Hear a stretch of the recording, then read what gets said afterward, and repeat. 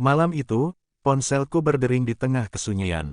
Aku baru saja pulang kerja, melepas sepatu, dan bersiap beristirahat ketika layar ponsel menampilkan nama yang tak kuduga, bukan Reza, sahabatku, melainkan istrinya, Naira. Aku sempat ragu mengangkatnya. Sepanjang aku mengenal mereka, Naira hampir tak pernah menghubungiku secara langsung. Namun, begitu kuangkat dan menyapanya, panggilan itu langsung terputus.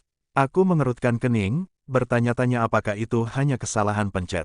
Namaku, Adrian, cukup umum, jadi mungkin nomorku berada di bagian atas kontaknya. Aku meletakkan ponsel, berpikir itu tak penting.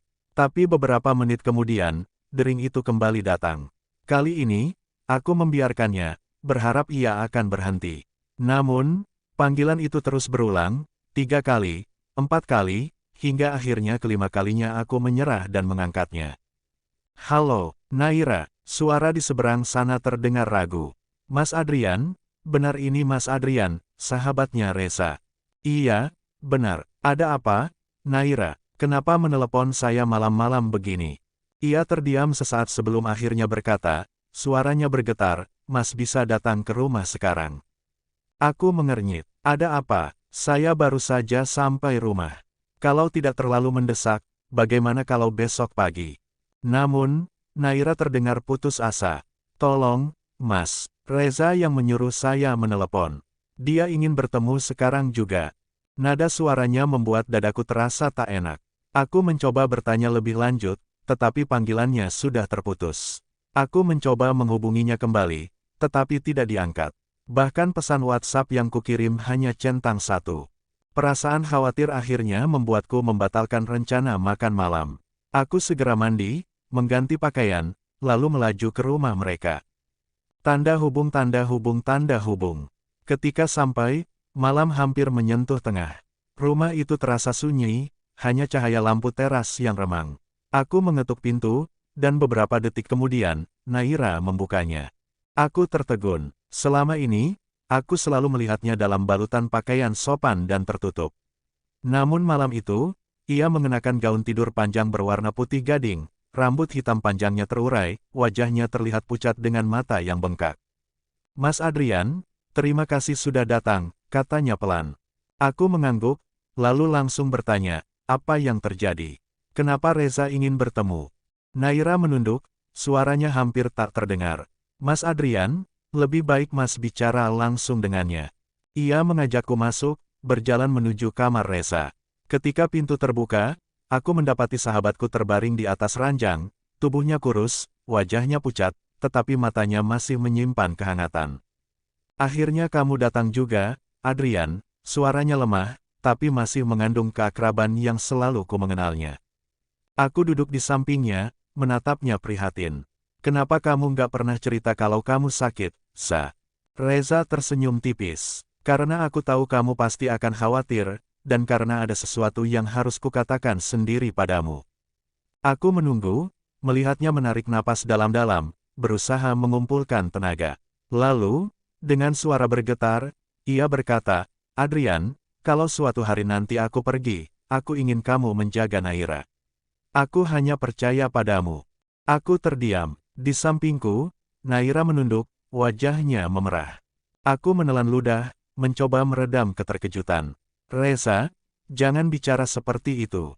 Kamu harus sembuh dulu. Kita bisa cari cara untuk pengobatanmu. Namun, Reza hanya tersenyum lemah.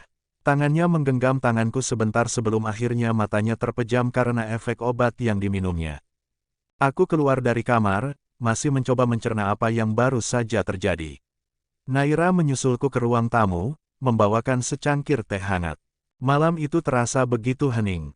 Aku masih duduk di ruang tamu setelah berbincang dengan Reza, yang akhirnya tertidur karena efek obatnya. Naira baru saja selesai membuatkan teh untukku. Ia duduk di sofa, tidak terlalu jauh, tapi cukup dekat hingga aku bisa mencium samar aroma parfumnya, manis dan lembut. Mas Adrian, panggilnya pelan, suaranya terdengar sedikit berbeda. Aku menoleh. Naira menatapku dengan mata yang sulit diartikan, seakan sedang menimbang sesuatu dalam pikirannya. Apa Mas masih bingung dengan permintaan Reza? Tanyanya sambil mengaduk teh di cangkirnya.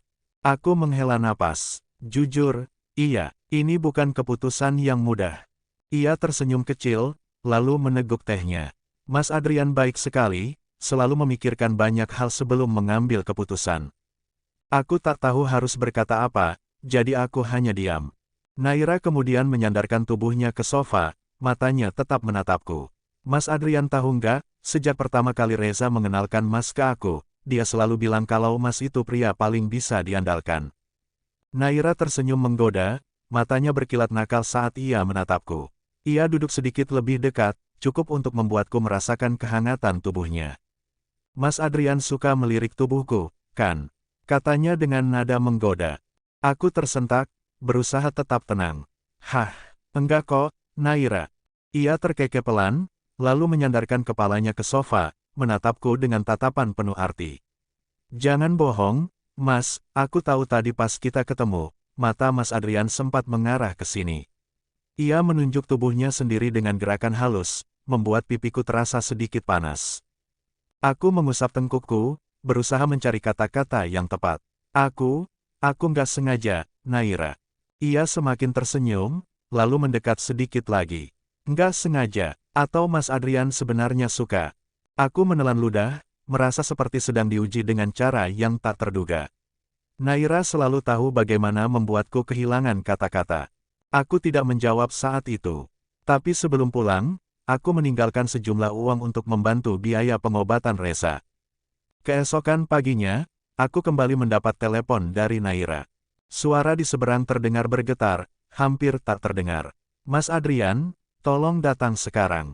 Jantungku berdetak cepat. Aku segera meninggalkan pekerjaanku dan meluncur ke rumah mereka. Saat tiba, suasana sudah ramai oleh para tetangga. Aku melihat Naira berdiri di depan rumah, tubuhnya sedikit gemetar. Ketika ia melihatku, ia langsung berjalan cepat ke arahku, lalu tanpa ragu, ia memelukku. Reza sudah pergi, Mas. Aku memejamkan mata, merasakan beban berat menyelimuti hatiku. Aku membalas pelukannya dengan lembut, mencoba memberikan kekuatan. Sejak hari itu, aku selalu berada di sisi Naira. Aku tidak bisa membiarkannya sendirian, dan semakin lama, aku menyadari bahwa kehadiranku bukan hanya sekadar memenuhi amanah sahabat, tapi karena aku benar-benar menginginkannya. Beberapa bulan setelahnya, aku melamar Naira. Ketika aku menggenggam tangannya di hari pernikahan kami, aku tahu ini bukan hanya janji kepada Reza. Ini adalah janji untuk mencintai dan melindungi wanita yang telah menjadi bagian dari hidupku. Dan dalam tatapan penuh kehangatan, aku melihat Naira tersenyum, bukan karena paksaan takdir, tapi karena ia pun menginginkan hal yang sama.